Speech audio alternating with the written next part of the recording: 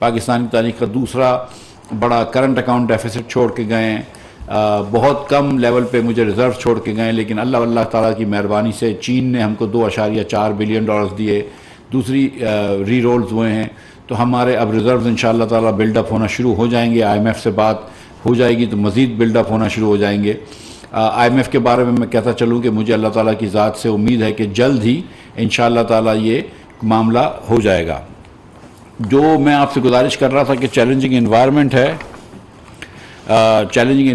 है, वो बिल्कुल है।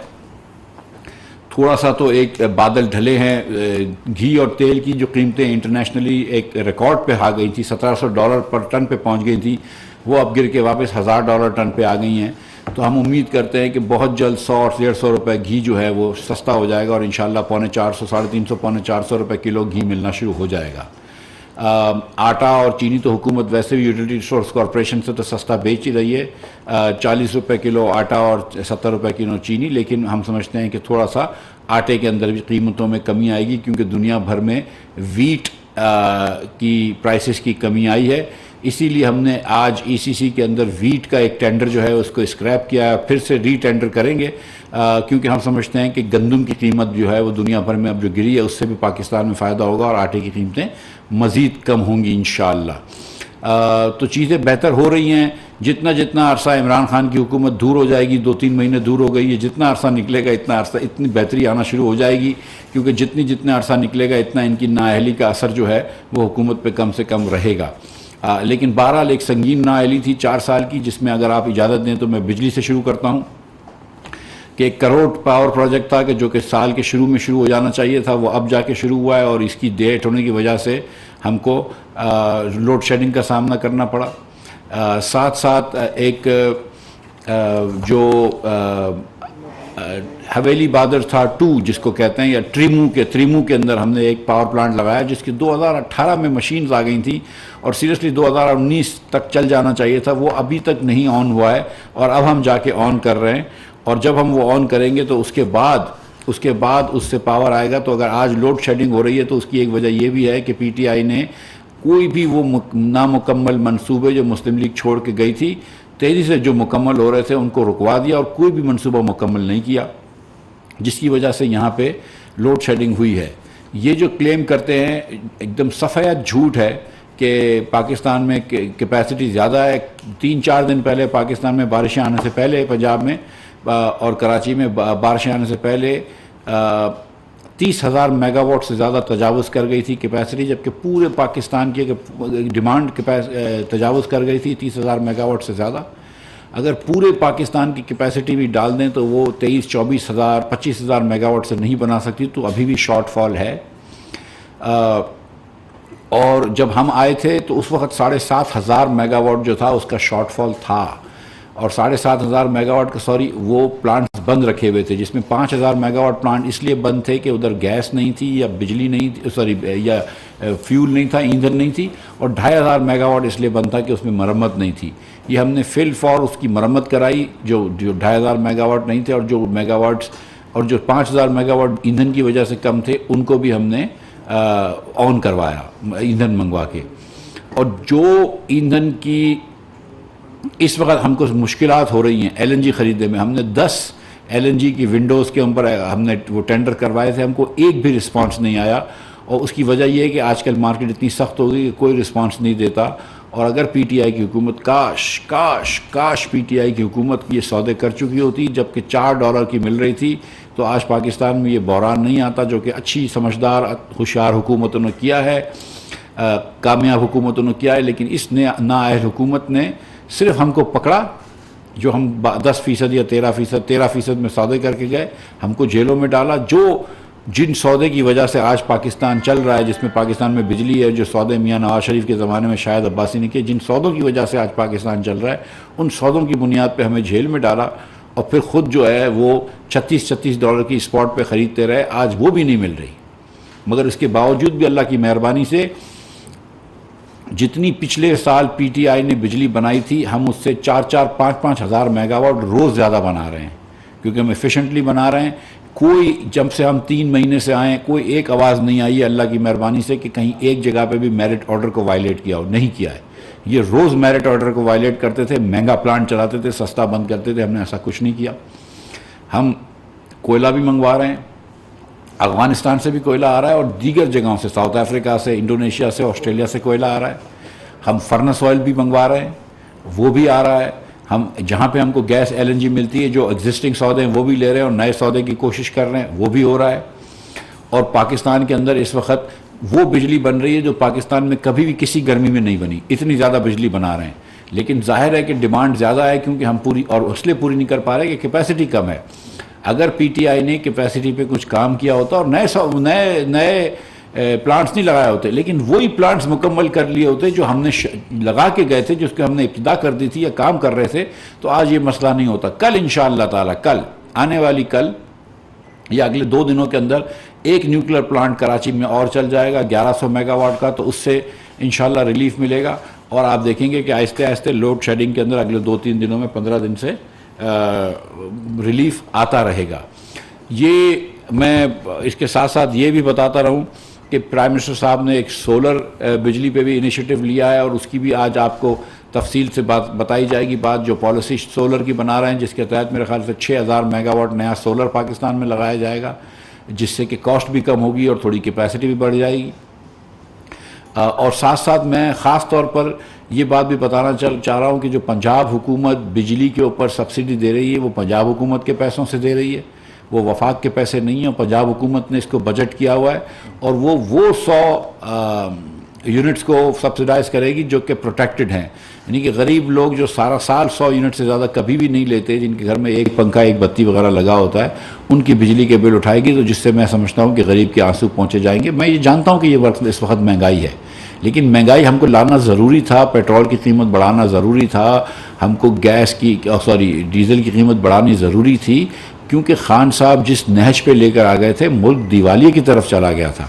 और मुझे बड़े अफसोस की बात है कि आज जहाँ पंजाब हुकूमत अगर किसी गरीब का बिजली का बिल उठा रही है, तो इमरान खान और उसकी पार्टी का अदालत में जाके ये हमजा शहबाज शरीफ साहब के एक ऐसन कदम को रोक रहे हैं, ये मेरी समझ से बाहर है।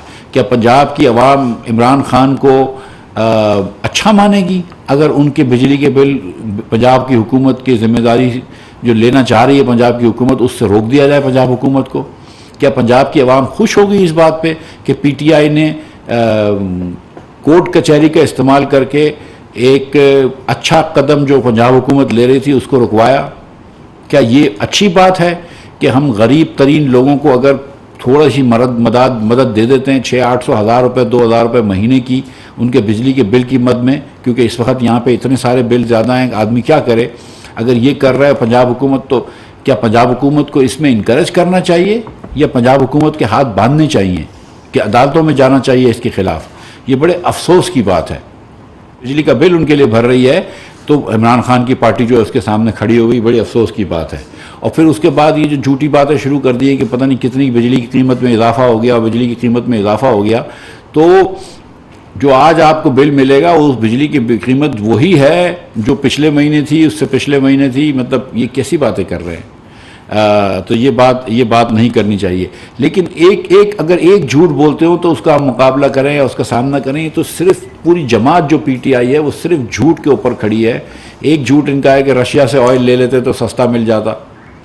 तो भाई आप फरवरी में जंग हुई है, फरवरी में इमरान खान साहब तशरीफ़ ले गए थे पुतिन के पास, पूरे मार्च के महीने में आपने क्यों नहीं ले लिया रशिया से ऑयल? ले लेते। एक शिपमेंट नहीं, 2 शिपमेंट नहीं, 3 शिपमेंट नहीं, 100 लीटर तो ले आते, क्यों नहीं लेकर आए? कोई एक अखबार दिखा दो उन दिनों का जिसके अंदर जिक्र आया हो कि इमरान खान ने तेल की बात भी करी हो, एक अखबार दिखा दो। मतलब उनके टीवी के चैनल्स जो है, जो उनके सारा दिन गीत गाते रहते हैं, सच झूठ जो भी, उसमें दिखा देंगे किसी ने कभी कहा हो कि हाँ हमने तेल की बात करी थी, तो तेल की बात तो नहीं करी हुई, तो ये बात भी झूठ है।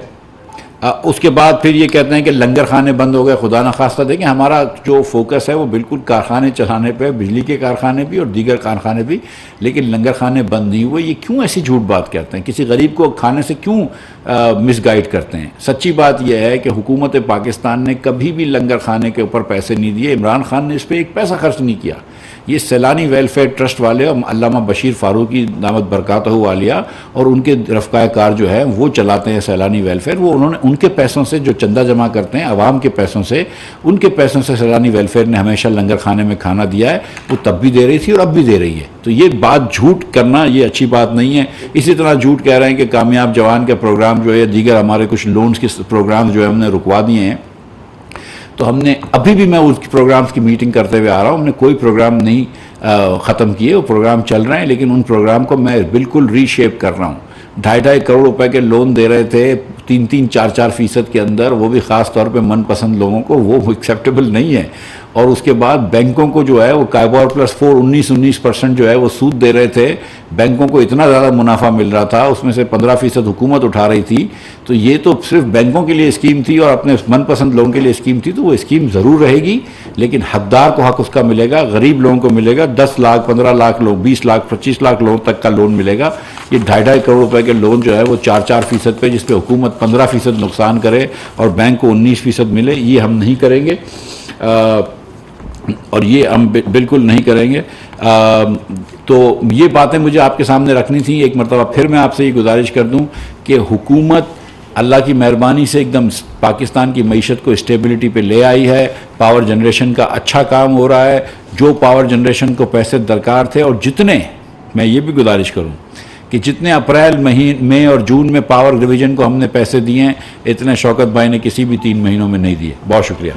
नवीद अकबर साहब आरटीवी से। एक तो ये बताइए कि मेरे घर स्कीम बंद कर दी है, क्या उसके लोनिंग रोकी, अगर या उसकी लोनिंग की आप जैसे करें 25-30 लाख तक की लोनिंग उसको नहीं रोका जा रहा, या उसकी लोनिंग कम कर दी। एक ये उनसे एक अफवाह फैला दी गई है मार्केट में कि शायद IMF प्रोग्राम रोकने जा रहे हैं, कोई ऐसी बात है? ये अफवाह IMF की एकदम कम्प्लीटली बेबुनियाद है, और इसका जवाब जो है मुझसे अभी लेने से अच्छा है कि 2-4 दिनों के अंदर, या जब भी इंशाल्लाह जल्द ही जब IMF का प्रोग्राम के ऊपर हम साइन कर लेंगे तो वो सबसे अच्छा जवाब होगा। इसलिए मैं इस वक्त चुप हूँ उस पर। लेकिन कोई रुकावट नहीं आई, ये बात झूठ है। और ये जो आप घर की बात कर रहे हैं, मैं फिर आपसे गुजारिश कर रहा हूँ कि ये करोड़ रुपए के अपार्टमेंट्स जो कि आप 2% में लोन दे रहे हैं, और बैंकों का आप काइबोर प्लस 4 या काइबोर प्लस 5 दे रहे हैं, ये कोई सेंस नहीं बनता है कि बैंक इतना ज़्यादा पैसे कमाएं जबकि आधा रिस्क हमने लिया हुआ है और सिर्फ 2% इंटरेस्ट पे आप दे रहे हो। तो वो उसको हमको रीथिंक करना है, वो हम कर लेंगे। जी टिका खान सामी समाज से। Thank you very much sir. अच्छा सर, आज बड़ी अच्छी आपने खबरें दी हैं, खासतौर पर पेट्रोलियम मसनूआत की कीमतें, तेल की कीमतें और बाकी। ये बताइए कि ज़र मुबादला के ज़खायर का आपके ऊपर तनकीद होती है, कितने बढ़ चुके हैं और कम क्यों हुए, इसकी ज़रा तफसीलात बता सकते हैं?